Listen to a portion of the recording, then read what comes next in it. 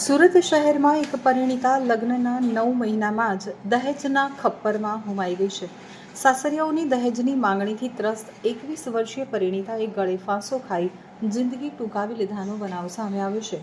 મળતી માહિતી પ્રમાણે મૂળ મધ્યપ્રદેશના વતની અને હાલ સુરતમાં હીરા મજૂરી કરી ગુજરાન ચલાવતા બલવીરસિંહ કુશવાહની 21 વર્ષીય દીકરી રીતુના લગ્ન ગત મે 2025માં સામાજિક રીત રિવાજ મુજબ લક્ષ્મીનારાયણ મુરલીધર કુશવાહ સાથે થયા હતા. પિતાએ પોતાની શક્તિ મુજબ લગ્નમાં 5 લાખ રોકડા, મોટરસાઇકલ અને સોનાના દાગીના સહિતની વસ્તુઓ કરિયાવરમાં આપી હતી. જોકે લગ્ન પછી ગણતરીના દિવસોમાં જ પતિ લક્ષ્મીનારાયણ, જેઠ સની, નણંદ અંકિતા અને સાસુ સસરાએ રીતુને મેણા ટોણા મારવાનું શરૂ કર્યું હતું. તેઓની માંગણી હતી કે રીતુ પિયરમાંથી વધુ 2 લાખ રૂપિયા લઈને આવે.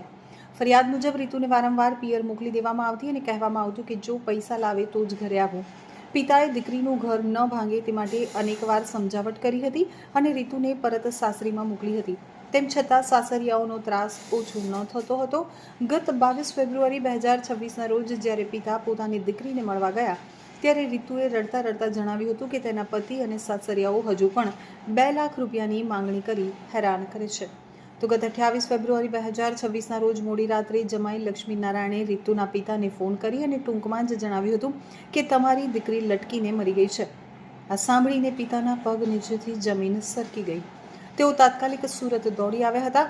મૃતક રીતુના પિતા બલવીરસિંહે કાપોદ્રા પોલીસ સ્ટેશનમાં પોતાના જમાઈ લક્ષ્મીનારાયણ, જેઠ, નણંદ અને સાસુ સસરા વિરુદ્ધ કાયદેસરની ફરિયાદ નોંધાવી છે.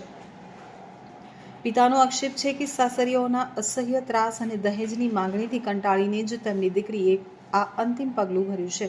વરાછા પોલીસ દ્વારા ગણતરીના કલાકોમાં જ મૃતકના પતિ અને સસરાની ધરપકડ કરી લેવામાં આવી છે. પૂછપરછ કરી અને વધુ કાર્યવાહી કરવામાં આવી રહી છે. તો આ સાથે જ અન્ય આરોપીઓને પકડી પાડવાની દિશામાં પણ ચક્રો ગતિમાન કરવામાં આવ્યા છે.